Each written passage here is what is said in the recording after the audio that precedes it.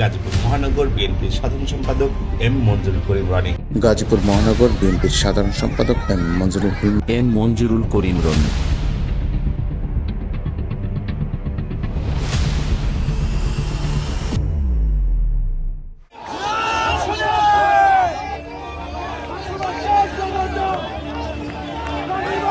যারা দলে নাই, দলের নাম ভাঙায়া বিএনপির নাম পূর্ণ করার চেষ্টা করছে, তাদের বিরুদ্ধে আমি আজকে বলে যেতে চাই, এখানে প্রেসিডেন্ট সেক্রেটারি সহ দলের নেতৃবৃন্দরা আছেন, আপনারা আইনানুগ ব্যবস্থা নেবেন প্রয়োজনে।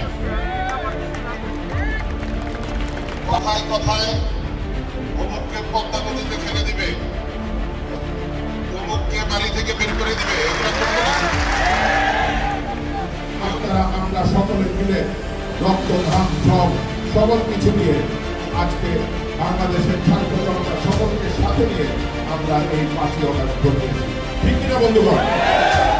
জনগণের টাকা লুটপাট করে 28 লক্ষ কোটি টাকা তারা লুটপাট করে দিয়েছে।